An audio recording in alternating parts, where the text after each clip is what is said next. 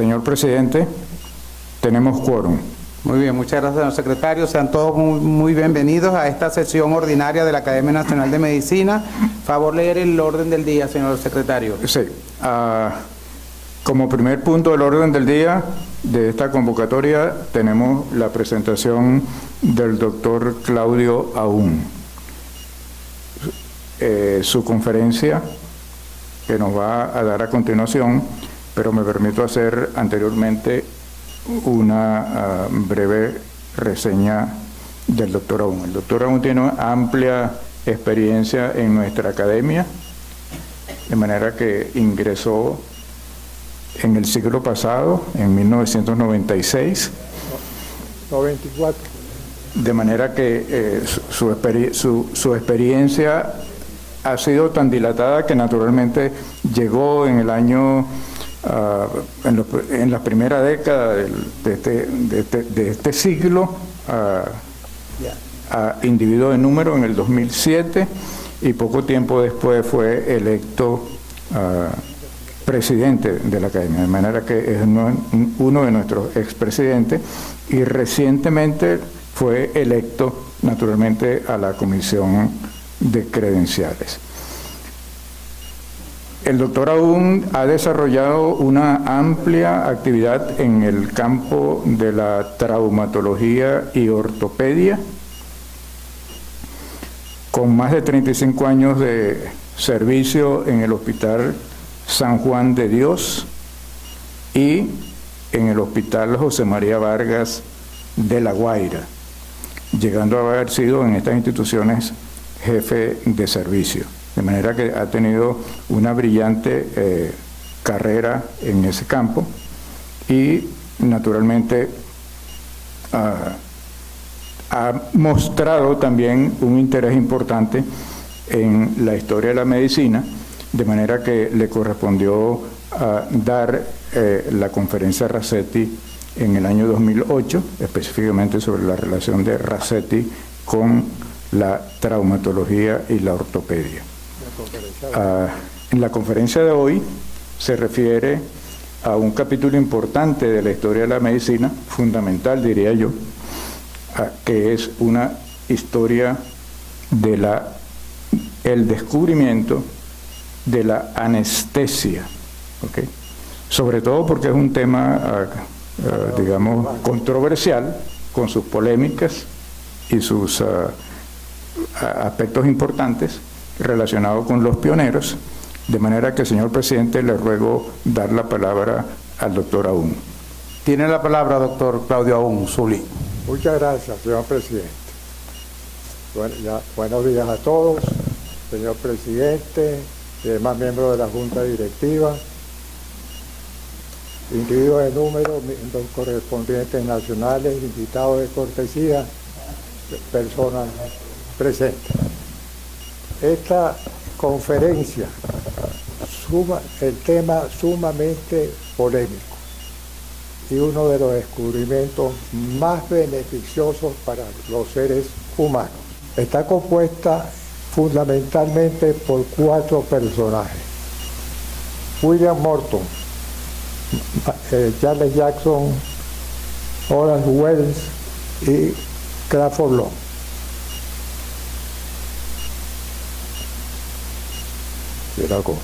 El dolor convertía el acto quirúrgico en un infierno por los insufribles dolores que produce la marcha de un bisturí sobre la piel y los tejidos subyacentes.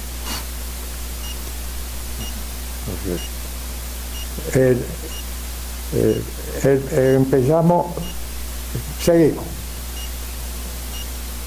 Albert Schweitzer, el eminente personaje del siglo XIX, afirmó que el más terrible señor de la humanidad era el dolor. Sin duda tenía razón.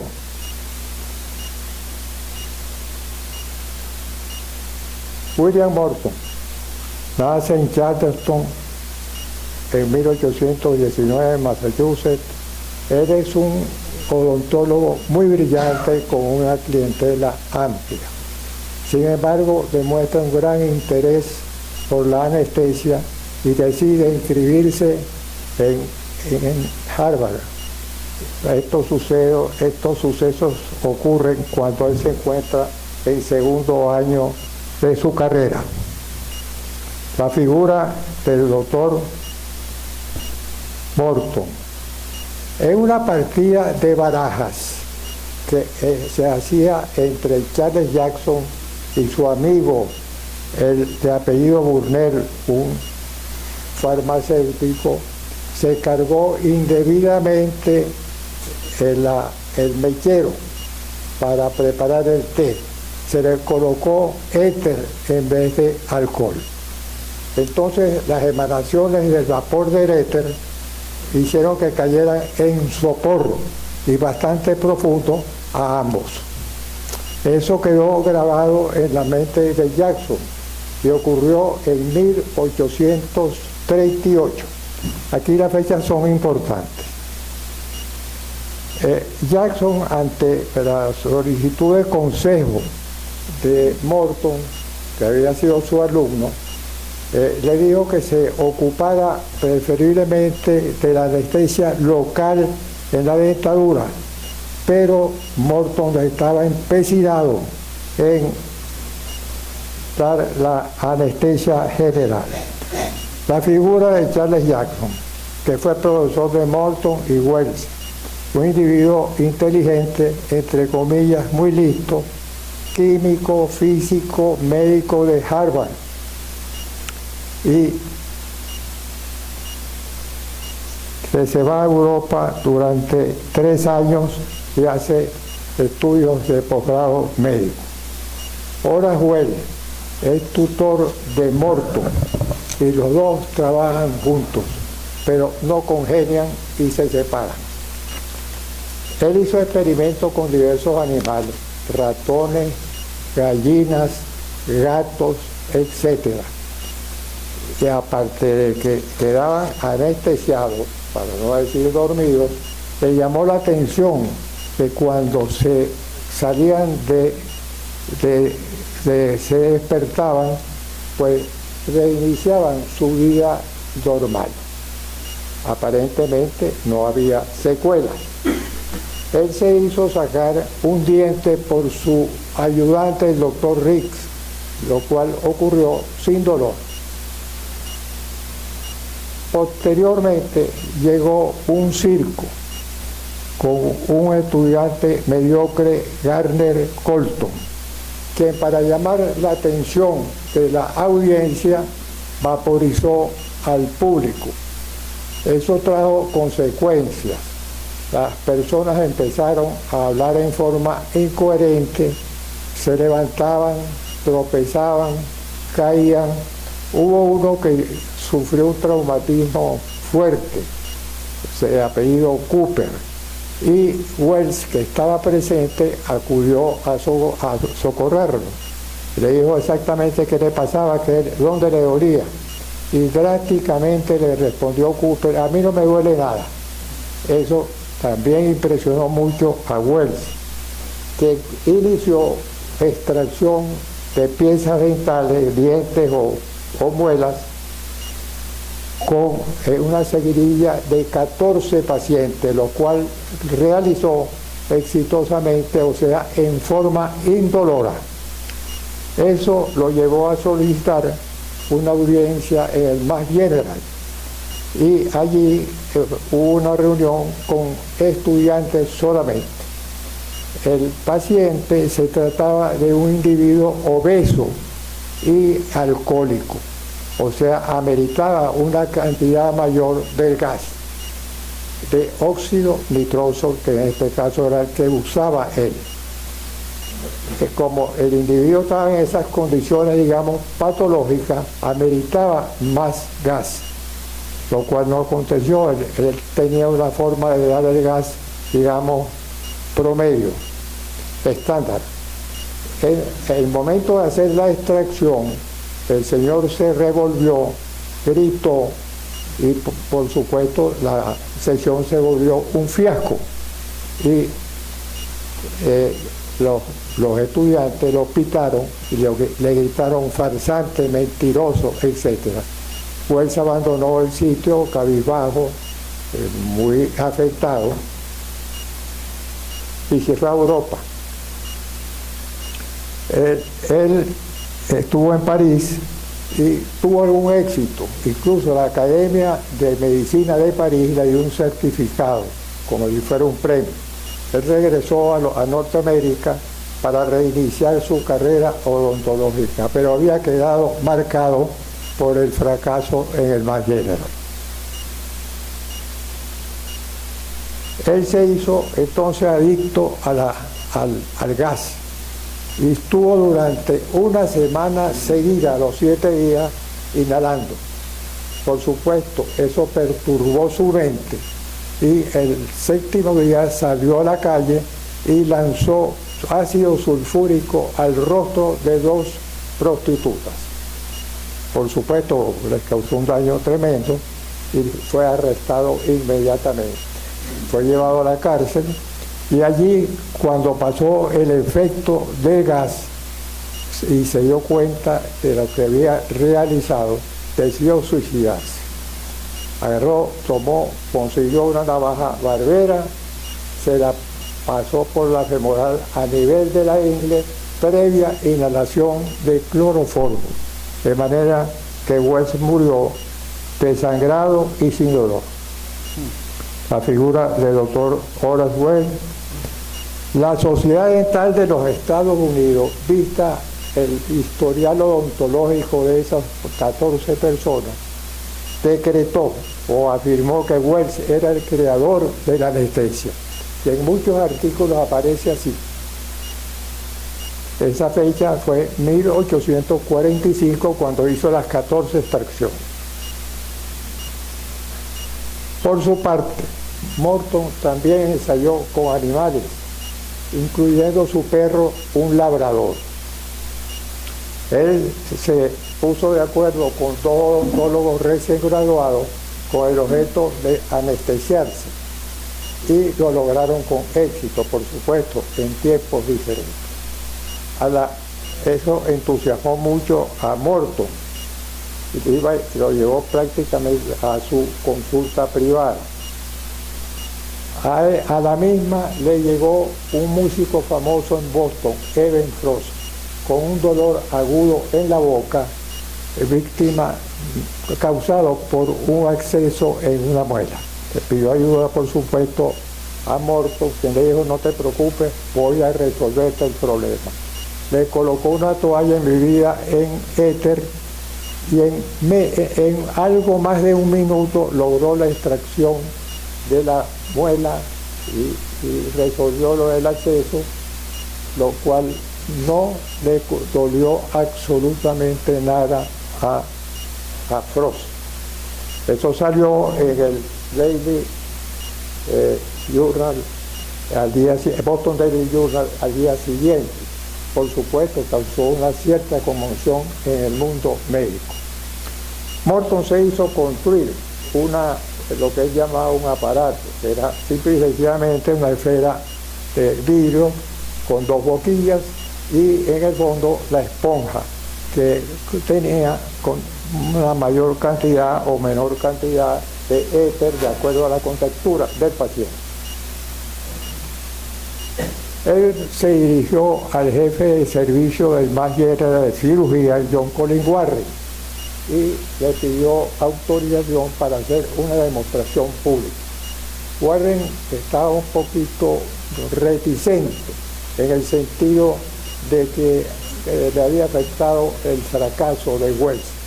A final de cuentas, los argumentos de Morton lo convencieron y fijaron la fecha para un 16 de octubre de 1816. El día fijado estaban allí el paciente, el cirujano y los hombres fuertes que estaban listos para sujetar al paciente en caso de cualquier fracaso o cualquier eventualidad, y el auditorio lleno, esta vez de médicos, porque se había corrido la voz. El doctor Warren y el cirujano Se había corrido la voz entre los estudiantes y los médicos de que había un estudiante que tenía un método para lograr hacer intervenciones quirúrgicas con un producto.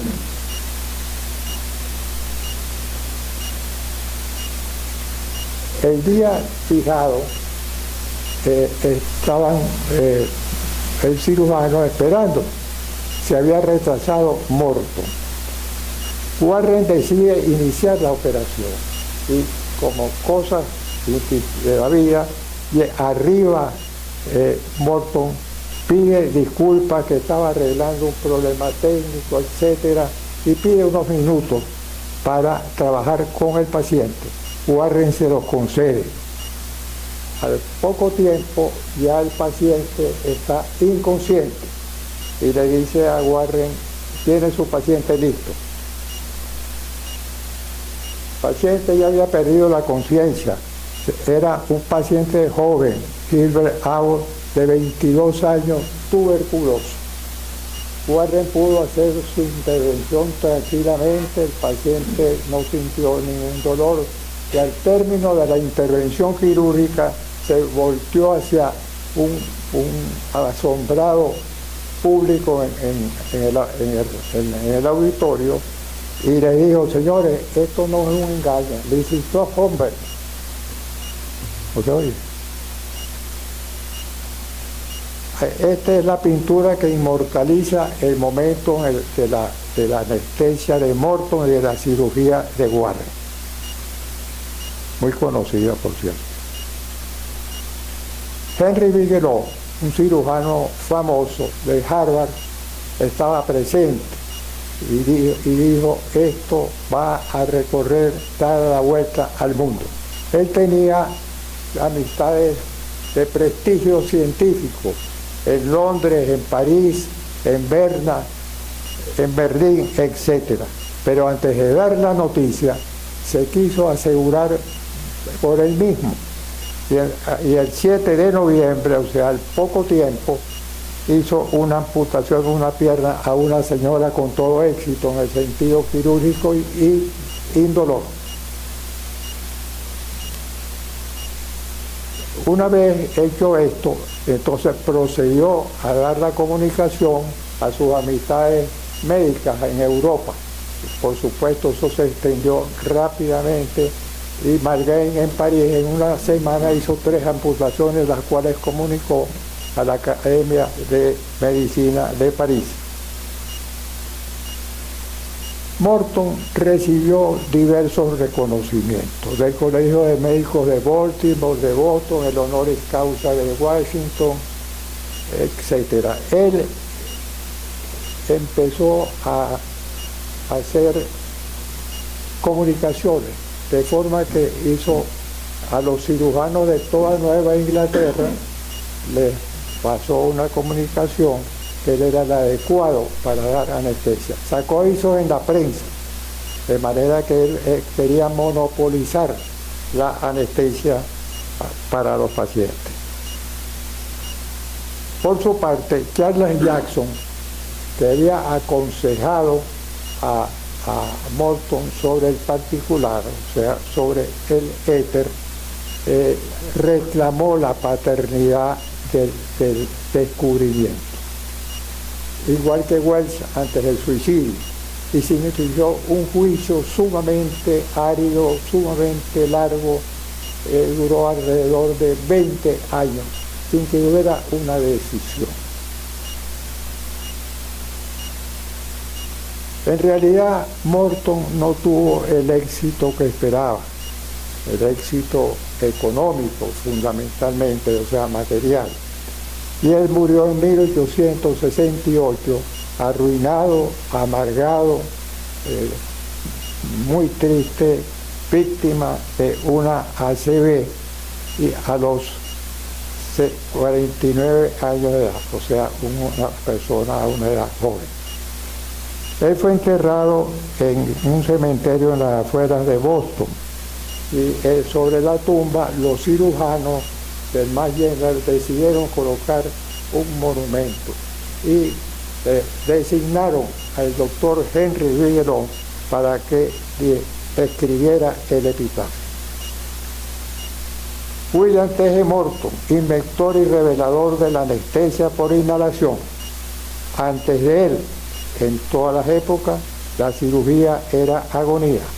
Por él, el dolor en la cirugía fue prevenido y anulado. Desde él, la ciencia domina el dolor. Crawford Long nace en Danisville, Georgia, en 1815, hijo de un padre acaudalado que después fue gobernador por el Estado en el Congreso de los Estados Unidos. Él se preocupó mucho por la educación de su hijo y, vista la inclinación hacia la medicina que tenía Crawford Long, le contrató un cirujano famoso en Georgia, el doctor Grant, para que fuera a domicilio y le diera clases de medicina, específicamente de anatomía. Fue enviado a la Universidad de Pensilvania, donde se graduó en 1839, y luego se fue a Nueva York durante 18 meses para hacer curso de perfeccionamiento de la medicina. Él regresa a Georgia, a un pueblito rural llamado Jefferson. Ahí incluso conoce a la novia y se casa. El asunto es que en esa época se habían sustituido las partidas de ajedrez y las discusiones de literatura por fiestas recreativas. No solamente en Georgia, en todos los estados, casi en todos los estados del este de los Estados Unidos, con inhalación de gases, sobre todo el éter y el óxido nitroso. Pues sucedían las mismas cosas. Los pacientes decían cosas incoherentes, sufrían traumatismo, hematomas, contusiones, etc. En vista de lo cual, Long se le ocurrió pinchar a algunos pacientes en una fiesta y les preguntó que si no les molestaba. Y todos contestaron que no le olía en absoluto. Eso potencialmente en la mente de Long hizo que pensara en llevar esto a la cirugía para operar sin dolor. Hizo experimentos en animales y conoce a Jim Bennett, un joven de 20 años que está un poquito desagradado con dos tumores. Desde el punto de vista estético, tiene dos tumores en la región submaxilar izquierda. Él no se había operado por miedo al dolor. Long conversa con él, le ve los tumores y le dice que se los puede sacar, resecar tranquilamente y no va a tener dolor. Lo convence, pero pone una condición, que se le reseque solamente uno de los dos tumores. ¿Y cómo no? Le dice Long. Y procede a hacer la intervención quirúrgica. El 30 de marzo de 1842, primera anestesia en la historia, por la fecha. Hay la presencia de 3 testigos en el consultorio: William y Andrew Surman y un señor Edmund Roller. Son 3 testigos de intervención. Al mes se hace una segunda intervención en las mismas condiciones: éxito quirúrgico y éxito en la anestesia. Y hay 6 testigos. Él continúa con sus procedimientos, pero está en un pueblo rural, está aislado de los grandes centros médicos.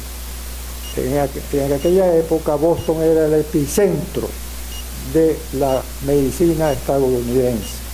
Mientras que él está en Jefferson, después pasa a un pueblo llamado Atenas, que son zonas rurales. Y por cierto, viene una conseja.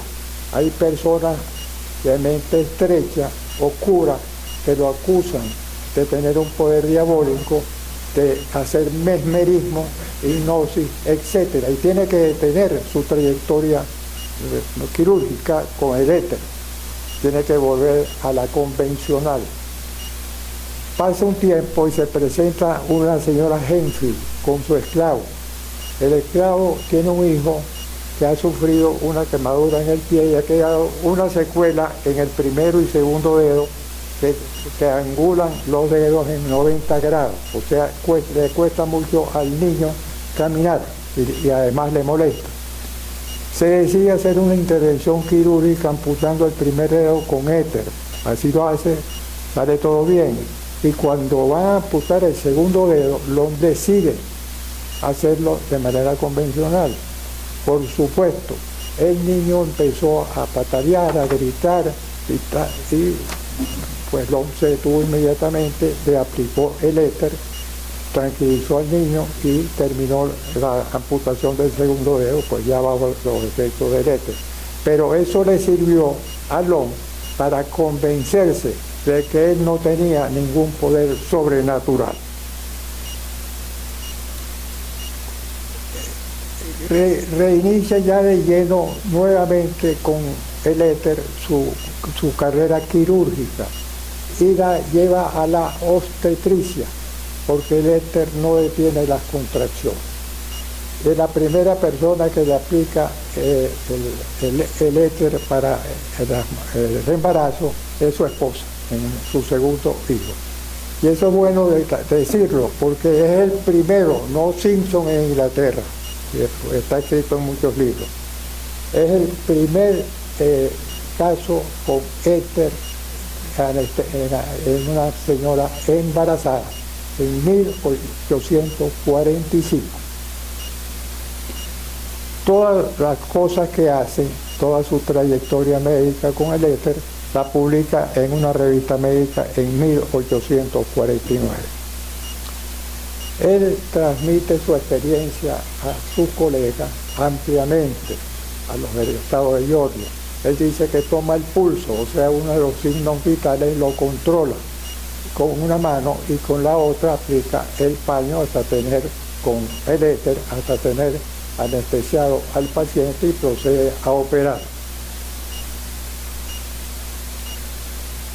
Long va al telégrafo para un asunto particular y ahí se encuentra fortuitamente con una revista médico forense en la cual está muy detallado la querella que hay entre Morton y Jackson. Por otra parte, hay un ofrecimiento del gobierno de los Estados Unidos de $200,000. Algunos artículos dicen 100,000, pero sea una cantidad o la otra, una cifra enorme en aquella época.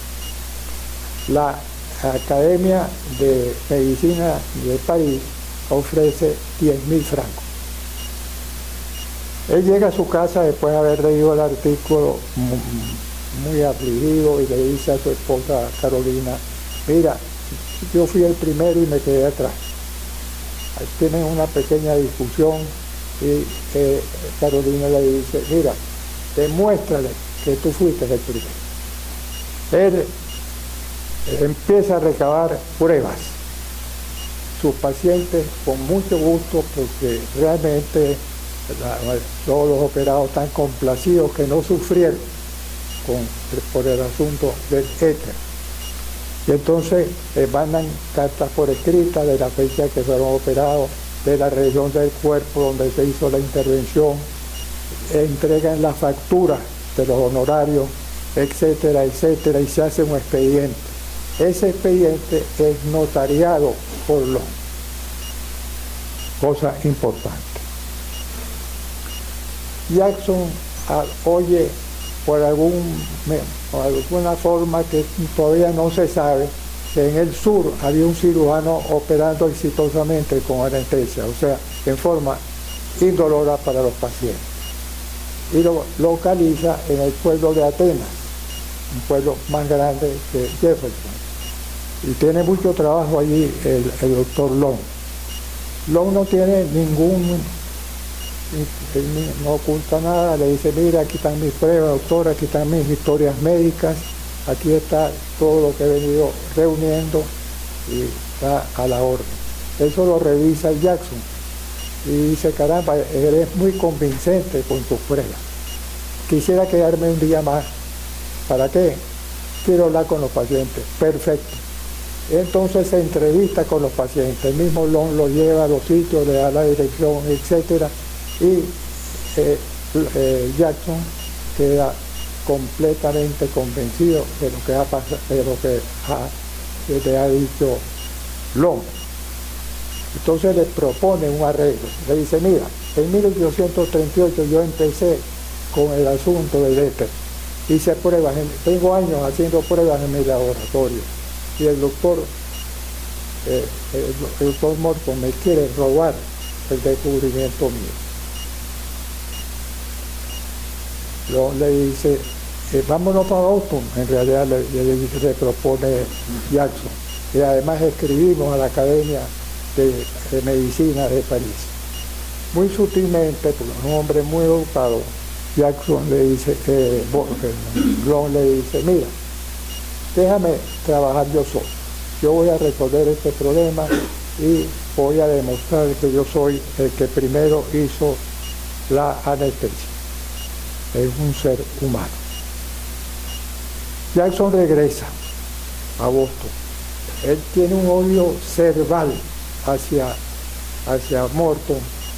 Morton lo ve en una forma como menospreciada. Entonces declara todo lo que ha visto en el estado de Georgia en la conversación con Long.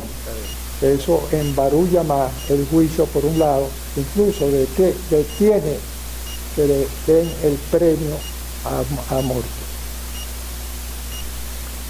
Jackson a su vez dice que el creador de la anestesia es Crawford Long, por todo lo que ha dicho y por la fecha. Por su parte, Long, en una reunión de cirujanos del estado de Georgia en la ciudad de Augusta, da todos los detalles de su trayectoria con el éter. No es propaganda, esto es cool. Bueno, esa es la etiqueta de los envases del envase del éter. Por cierto, se usó hasta no mucho, la década del 60 en el hospital de la Guaira, y me imagino que en todos los hospitales de Venezuela se usaba todavía, el éter de la reina. En 1854, Long le solicita al senador William Crosby Jackson que presente sus pruebas en el Congreso de los Estados Unidos. Jackson va, se presenta a los senadores y les lleva el expediente de Long. Los senadores quedan muy impresionados cuando en la segunda página del legajo está la factura de Beneil, que es 30 de marzo de 1842. Eso causa un gran impacto porque ya es una realidad que hay una fecha definida para una intervención, que es la primicia. Long en realidad era un tipo con un cierto desapego a la gloria, era un hombre comedido, de buen hablar, de buen vestir, un hombre que había tenido una educación muy buena. Y él está en su casa, tranquilo. Llega un granjero muy nervioso, porque su señora tiene 3 horas en trabajo de parto, no puede dar a luz y está grito y grito y grito. Y el hombre, pues, por supuesto, está angustiado. Y le solicita sus servicios al doctor Long. Él dice, bueno, está bien, ¿cómo no? Vámonos. Toma un recipiente de éter y se va a la casa del granjero. Allí hay un pequeño público, pues por el escándalo que tiene armado la señora. Y por cierto se dice entre los testigos presentes que cuando entró el doctor Long, la señora de los gritos pasó a una sonrisa. Circunstancias o cosas del momento. El hecho es que cuando el paño impregnado de éter va a ser puesto en el rostro de la parturienta, Long se despierta. Tiene tiempo de decir, atiendan a la señora, y primero el bebé. Él fallece a los 62 años por un accidente cerebrovascular el 16 de junio de 1878. Al año siguiente, 1879, la Asociación Médica de Georgia lo decreta que Long es el descubridor de la anestesia. Eso se extendió un poco en los Estados Unidos, pero existía la fuerza del epicentro, como dije, de Boston, en el sentido pues de que la medicina allí era mejor formada, era más talentosa que una rural. Pasa el tiempo, se aportan unas últimas pruebas de la hija Fanny, la hija mayor de Long, y empiezan unos honores, como es la emisión de una serie de estampillas. United States Postage y el Dr. Crawford Long, que circula por todas partes. Un escultor famoso de apellido Massey hace una estatua de bronce que el gobierno de Georgia envía al Capitolio en 1926, y allí está.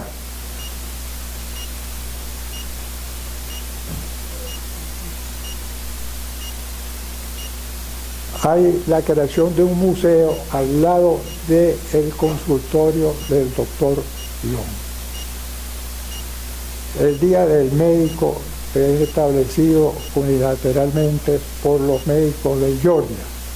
Y hay un inmenso cuadro que está en la Universidad de Pensilvania con Long joven y lo inmortalizan en una pintura igual que hicieron con Morton allá en Boston, en el Eterdome. Por otra parte, se crea un medallón de bronce para las personas meritorias que hayan hecho algo muy sobresaliente con la efigie de Long. El presidente de los Estados Unidos, George Herbert Walker Bush, firma un documento que dictamina que Crawford Long es el inventor de la anestesia. Esto está sellado. El presidente Bush, el mismo, no es el hijo, ratificando Día del Médico en los Estados Unidos el 30 de marzo. Usted le pregunta a cualquier médico norteamericano, sí, el Día del Médico el 30 de marzo, en honor a Long. Por lo tanto, es justo reconocer a Crawford Williamson Long como creador de la anestesia y benefactor de la humanidad. Indudablemente, todos los personajes tienen importancia, pero una de las cosas que hay que establecer y saber cómo está, como dijo el presidente de la Sociedad Odontológica de Brasil, quién es el descubridor de la anestesia en el mundo occidental al menos, que viene siendo Crawford Long, y que millones de personas, y más que millones de personas, más millones todavía, han sido beneficiadas por uno de los inventos más grandes en la historia de la medicina. Muchas gracias.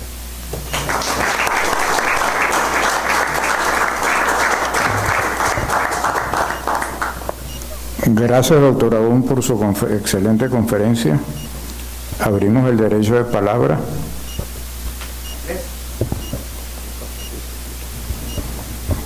Tiene la palabra el doctor Daniel Sánchez.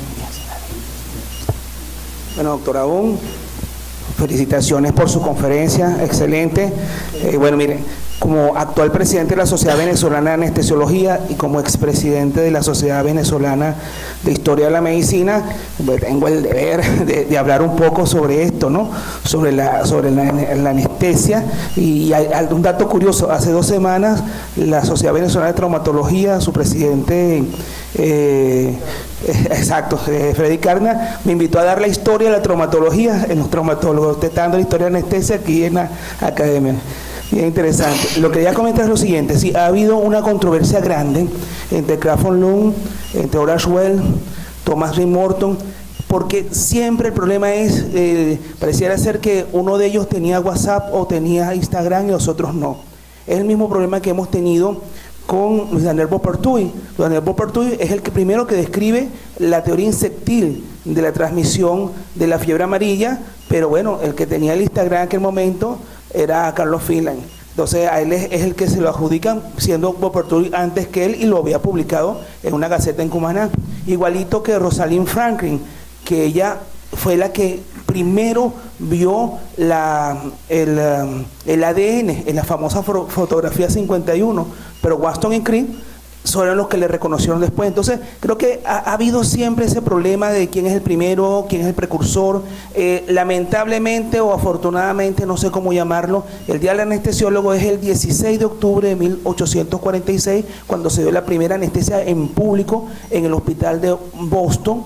El cirujano era John Warren, el paciente era Gilbert Abbott, y Morton, por cierto, llegó tarde. Y siempre le digo yo a todos los cirujanos, mira, lo que pasa es que los anestesiólogos llegamos tarde, porque eso es histórico. O sea, todos los cirujanos saben que los anestesiólogos realmente llegamos tarde. Entonces, es histórico porque Morton llegó tarde en la primera anestesia. Entonces, sí, de verdad, ha sido una controversia. Y yo estoy de acuerdo con ustedes, Crawford Loon fue la primera persona, pero ya pareciera ser que Morton tenía el Instagram, el WhatsApp y toda la publicidad. Y se hizo un hecho público y notorio, y como usted dijo, esa es una de las fotografías más famosas en la historia de la medicina. De hecho, es portada de algunos libros de historia de la medicina, y lo seguimos celebrando el 16 de marzo, el Día del Anestesiólogo. Si bien es cierto que Thomas Green Morton no fue el primero, es el que fue el más famoso, pero muchísimas gracias por toda su aclaratoria, que fue muy interesante y muy ilustrativa su conferencia. Muchísimas gracias, doctora Aún. Sí, gracias. Tiene la palabra el doctor Felipe Martín Piñate.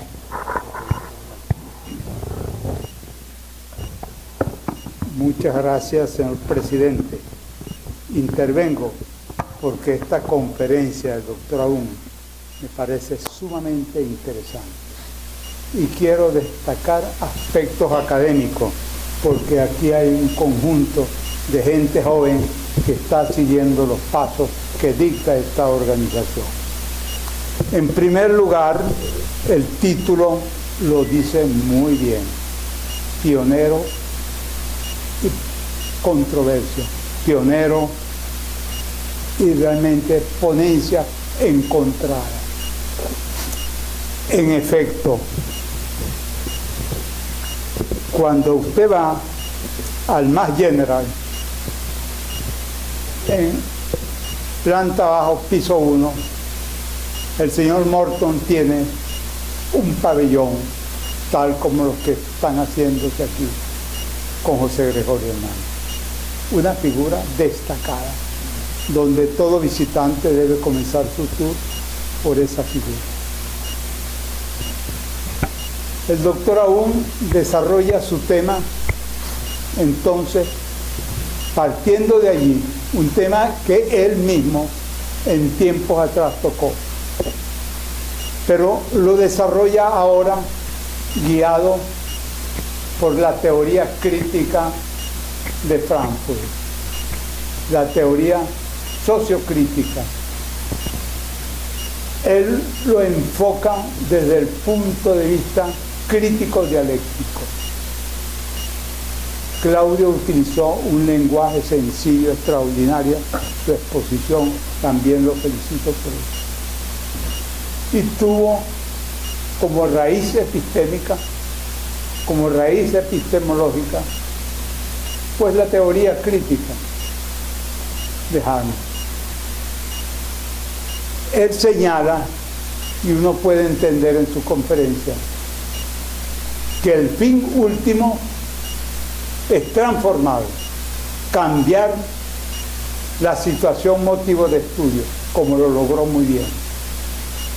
Y observen ustedes que detrás de ese lenguaje simple logró lo que buscaba. ¿Cuál es el cambio? El cambio de concepto, el cambio de ideas. De tal forma de que esta conferencia tiene la importancia de señalar en el mundo actual lo que está sucediendo con la incompatibilidad, con los fenómenos de incongruencia que se están sucediendo en el mundo por lo que se llama Agenda 2030. Y estos muchachos que están con nosotros tienen que tomar el ejemplo de esta conferencia para defender la verdad científica. De tal manera que yo felicito al doctor Aún porque usted es un ejemplo extraordinario de que la conducta de nosotros como médicos y como académicos debe ser esencialmente crítica y crítica constructiva, una crítica más constructiva que objetivista, porque el resultado final suyo fue consensuado. Lo felicito de nuevo. Muchas gracias. Gracias, doctor Felipe Martín Piñate. Tiene la palabra el doctor Carlos Rojas Malpica. Bueno, muy buenos días. Muy buenos días. Muchas gracias por darme la palabra. Me asocio a las felicitaciones al doctor Claudio Aún por su fascinante conferencia. Hay muchos episodios donde se debate el tema del uso de la anestesia, no solamente como anestesia general, que en psiquiatría ha traído un aporte interesantísimo, y es que permite estudiar gradualmente la disolución de los estados de conciencia. O sea, desde la conciencia vigil que tenemos nosotros en la vida cotidiana hasta la conciencia, la anulación de la conciencia que se tiene en el coma, hay una serie de estados intermedios. Y eso se ha logrado estudiar y comprender mejor fenomenológicamente cuál es la estructura de la conciencia en cada uno de los estados gracias a la anestesia, en principio al éter, pero también los barbitúricos han permitido eso, inclusive también han permitido lo que se llama el narcoanálisis, algunas técnicas de psicoterapia que se pueden utilizar en algunas situaciones. Hoy prácticamente están en desuso, pero siguen siendo interesantes. Y quería añadirle también que Sigmund Freud se atribuyó el descubrimiento de la cocaína como anestésico ocular. Freud escribió un ensayo que se llamaba Über Coca, o sea, sobre la cocaína, donde se atribuye el descubrimiento del uso de la cocaína para la anestesia en oftalmología. Pero además es bueno y es muy interesante saber que hubo un gran oftalmólogo venezolano que utilizó la cocaína, inclusive posiblemente antes que Freud, que fue Manuel Isidro Sío, que viajó en la época en que fue en la época en que fueron los grandes médicos como Racetti o José Gregorio Hernández a París, pero él se quedó por allá y fundó el servicio de oftalmología en Barcelona, España. Y él quizás tuvo la prioridad de utilizar la anestesia, la cocaína como anestésico en cirugía oftalmológica. De nuevo, muchas gracias por darme la palabra y reitero mi felicitación al doctor Claudio Aún. Nos ha ilustrado muy bien y es bueno, es un camino para aprender la verdad. Se lo agradecemos mucho.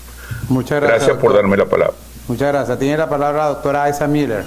Bueno, gracias por darme la palabra, señor presidente. Doctor Aún, realmente esta conferencia fue muy bien llevada, porque en medicina hay unas controversias que uno cuando lee, por ejemplo en anestesia, los odontólogos dicen, fuimos nosotros los que inventamos la anestesia. Y esto fue una cosa grandiosísima, porque yo ni me imagino cómo sería operar a un individuo sin anestesia. Y esta conferencia y lo del Día del Médico me parece también bastante interesante. O sea, que lo mencionó también Daniel Sánchez. O sea, actualmente, después de Bush, el día para todos los Estados Unidos, el Día del Médico es en marzo. Para todos, no en Georgia nada más. Es un decreto ley presidencial. Es un decreto. Ahí no hay pataleo. Ahí no hay. Bueno, lo invitamos a la Sociedad de Historia, para que, Con mucho gusto. a la Sociedad Venezolana de Historia de la Medicina, para que nos dé esta conferencia. ¿Cómo no? Sí. Gracias, doctora Miller. Bueno, visto que no hay más personas en el derecho de palabra, cerramos el punto. Y Doctor Soyano, discúlpeme, en sala tenemos al doctor Poleo, al doctor Ceballos y al doctor Odali y al doctor Omar Reyes. Tiene el derecho de palabra el doctor José Ramón Poleo. Muchas gracias por concederme la palabra. Yo he disfrutado mucho la conferencia del doctor Abón, porque la historia realmente a mí me apasiona. Y siempre he dicho que siempre es bueno recordar el pasado. Recordar el pasado nos obliga o nos lleva a considerar el presente y quizá inclusive planificar el futuro. De manera que, repito, he disfrutado mucho esa conferencia. Y quería mencionar a propósito de elementos históricos, la primera anestesia como esta que se hizo en Venezuela, hasta donde tengo conocimiento, fue en Maracaibo, un doctor de apellido Blas Balbuena. Y es interesante eso porque los colegas de Maracaibo y del Zulia han sido pioneros en muchas cosas. Esta fue una de ellas. Y también quería mencionar, a propósito de lo que dice la doctora Isa Miller sobre las a veces controversias que se presentan en medicina, que una controversia que se formó en relación con la anestesia era, lo decía por ejemplo el académico Miguel Ruiz en 1902, que el cirujano debía determinar qué anestesia iba a recibir su paciente. Sin embargo, el doctor Ricardo Vaquero, mucho después, en 1951, aclaró que no, el anestesiólogo era el que tenía que escoger la anestesia que le iba a dar al paciente. Y como otro dato histórico, quiero decirles que fue en el año 1964 cuando se aprobó por la Federación Médica Venezolana la especialidad de anestesia en el país. Muchas gracias. Muchas gracias, doctor Poleo. Tiene la palabra el doctor José Luis Ceballos. Muchas gracias por concederme el derecho de palabra. Quiero unirme a las felicitaciones a la presentación de la secuencia histórica de las primeras profesionales que diseñaron o crearon la anestesia. Tenía un comentario y una pregunta. El comentario es que el edificio donde está donde se hizo la primera anestesia es uno de los edificios más llenos, se llama Bulfinch Hospital Building, y estaba a orillas del río Charles en esa época, en 1820. Y el sitio donde se dio la anestesia tiene una cúpula y por eso se llama Ether Dome. Era un salón de cirugía y todavía se usa para dar clases. La pregunta es, siguiendo un poco la historia de la anestesia, ¿de dónde viene que haga un comentario en torno al mencionar aquello de anestesia a la reina y después el aparato que llamaban Hombredán, que creo que era con éter todo? Muchas gracias por concederme el derecho de palabra. Muchas gracias, doctor Ceballos. Tiene la palabra el doctor José Odali Carbonell.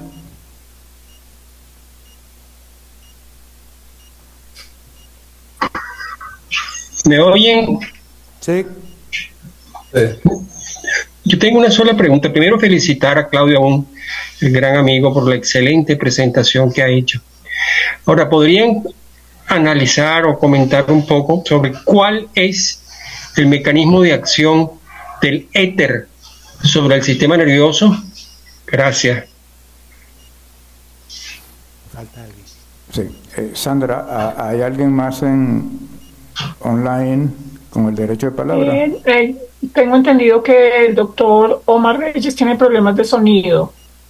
Entonces, realmente ya no hay más preguntas. Ok. Entonces, damos el derecho de palabra al doctor Abón para que responda a algunos de los comentarios hechos. Gracias. Gracias a todos y a los que han hecho preguntas. El doctor Sánchez, en realidad, lo primero que a mí me viene a la cabeza es un mundo sin anestesia. Imagínense ustedes, a través de la historia, las batallas, las peleas, las situaciones citadinas, todo lo que conllevara a una herida.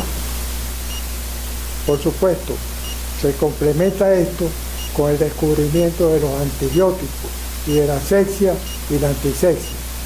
Esa fue una conferencia que se presentó aquí. Sáquense una uña, un diente, el dolor es terrible, o la gente se negaría a operarse. ¿Cómo se avanzaría en las técnicas quirúrgicas? No habría manera si no hubiera anestesia. Por eso pienso que entre los 2 o 3 descubrimientos más grandes en la historia de la medicina está esto. La cirugía no existiría y los anestesiólogos menos. Bueno, los odontólogos. O sea, si uno se detiene un momento a pensar, dice, bueno, hicieron este descubrimiento grandioso. A Felipe le agradezco sus palabras, muchísimas gracias. Bueno, el doctor Rojas Rojas Martínez hizo unos comentarios. En realidad, indudablemente que la gente apelaba a ciertos recursos para tratar de aliviar, adormecer o buscarle la vuelta para que el paciente sufriera lo menos posible. Porque los cirujanos tenían una habilidad tremenda. Operaban, como se dice, perdonen la expresión, un machetazo, porque había que acortar el tiempo operatorio al máximo. A veces el paciente se chocaba y hasta moría. El paciente herido en una pierna iba para una gangrena y había que amputarlo. Entonces la amputación era previa. Eso fue, el que de historia lo sabe. El doctor Villamizar, sí, yo me había extrañado que no hicieran esa pregunta. La intervención que se hizo, la anestesia que se dio en Maracaibo, fíjense bien, fue en 1847, al año siguiente de Morco y 5 años después de Long. Aquí queda por establecer realmente quién fue el primero que lo hizo, porque en los mismos Estados Unidos hubo una gran confusión. Fíjense que hacen el museo y la estatua y la mandan al Capitolio y se era en 1926. Para nosotros es relativo el tiempo, es muy corto. Aiza, no recuerdo qué preguntó Aiza. El doctor Poleo hace comentario. Pero el Hombredán es un aparato que se usó hasta la década del 60, eso estaba en todos los hospitales. Eso simple y sencillamente era una máquina que ayudaba, que en vez de haber una esfera de cristal, había el Hombredán que impulsaba los gases a voluntad de un personaje que era ya el anestesiólogo. Entonces, el Hombredán fue un adelanto dentro de la anestesiología, como lo fueron los halógenos como drogas, que son las que están más actualizadas. Hay una pregunta muy interesante que creo que nadie puede contestar. ¿Cómo actúa el éter en el cerebro, en el hipotálamo? Hasta ahora, que yo sepa, lo busqué y no encontré el mecanismo de anestesiar a una persona por tal droga actúa en tal forma bajo tal mecanismo. Eso hasta ahora no, es un misterio al momento actual. Es posible que se lo defina o lo diga, vaya para el Nobel de medicina, porque todas las drogas actúan y todavía no hay quien haya dicho esto actúa en tal forma sobre el ser humano. Ahí queda eso. Listo. Y bueno, y el doctor Ceballos habló de él. Claro, los bostonianos no quieren aflojar su presión. Ellos pretenden continuar con que el doctor Morton fue el inventor de la anestesia, y eso es uno de los puntos que había que aclarar. En Georgia, donde se da la primera anestesia certificado por los médicos, certificado por el Congreso y ratificado por el presidente de los Estados Unidos. Eso no hay para dónde ir. No sé si hay otra pregunta que haya omitido. Lo de este rom sí está en Pensilvania. También hay una pintura muy grande con el doctor Long Joven, haciendo el cuadro más o menos de las mismas dimensiones. La gente de Pensilvania pues está orgullosa de que el Long estudió allí, como la gente del Mass General lo hace con Morton. Eso es propio del espíritu humano, pero la realidad es la realidad. Punto. Muchísimas gracias, doctor Aún, por su conferencia. Nos quedará seguir estudiando y saber qué nuevas evidencias podrán subir en el tiempo para ver si es Morton, Wells o alguno de ellos quien se asume la autoría o le asumen la autoría. Eso es lo bueno de escribir. Lo que queda escrito difícilmente se puede refutar en el momento que se haga. Ya después, pues, siempre el vencedor es el que escribe la última parte de la historia. ¿Cómo no? Eso que tú dices es cierto, pero resulta ser, y por eso lo puse de último, es lo más importante de la conferencia, a final de cuentas, la ratificación. Fíjate tú, en el Capitolio de los Estados Unidos está la estatua de Tom. El presidente de los Estados Unidos ratifica el Día del Médico. Claro. Esas son pruebas, eso no lo pueden soltar si a contra allá. Así es. Okay, muchísimas gracias.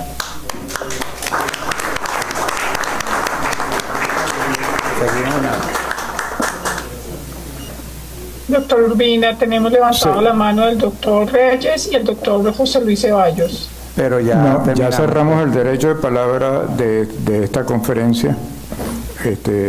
Continuamos la sesión ordinaria con el mensaje del presidente. Sí. Bueno, pasamos a la parte de la administrativa. La parte administrativa, sí. Correcto. Cerramos YouTube, doctores. No, yo creo que lo puede dejar porque estas son sesiones abiertas. De acuerdo al reglamento nuestro, cualquier persona puede estar presente, bien sea presencial originalmente y ahora por vía digital. No hay problema. En relación a la semana del 11 al 17 de julio, la directiva estuvo presente en jornada de actualización pediátrica en la clínica Centro Profesional Valencia, La Viña. El 15 de julio se asistió al acto de reconocimiento a los investigadores de la UCB realizado en la sala de concierto. El presidente concedió 9 entrevistas en esta semana, 7 nacionales y 2 internacionales. Actualmente se está realizando una reunión en la Oficina Panamericana de la Salud, a la cual fue invitada para hablar sobre la composición, retrasada por cierto, más de 8 años, del grupo independiente para las vacunas en Venezuela, que de paso es el único país de Latinoamérica, de la región, que no tiene esta composición. En estos momentos nos está representando el doctor Saúl Peña. Los doctores Felipe Martín Piñata y la doctora Enriqueta Sileo asistieron vía Zoom al foro de ACFIMAN sobre nuevas tecnologías diagnósticas. Se hace el segundo anuncio sobre las que están a la orden las credenciales de los académicos aspirantes al sillón séptimo, candidatos doctor Carlos Cabrera y doctor Felipe Araujo. Y primer anuncio, están las credenciales a la orden para el sillón noveno, perteneciente al doctor Otto Rodríguez Armas, candidatos doctor Franco Calderaro y doctor Carlos Rojas Malpica. Se ratificó en directiva al doctor Enrique López Loyo como director de la Gaceta Médica, se ratificó al doctor Aderito de Sousa como coordinador del Museo Tamariz y se designó al doctor Germán Rojas Loyola como editor de contenido gráfico de nuestra academia. También hubo un memorándum que llegó del Ministerio Popular de Educación, de quien nos estamos adscritos administrativamente, en la cual nos recuerdan que las vacaciones son 5 semanas en la Academia Nacional de Medicina y no 4 como se venía haciendo. Por lo tanto nos conminan a que tengamos las 5 semanas de vacaciones.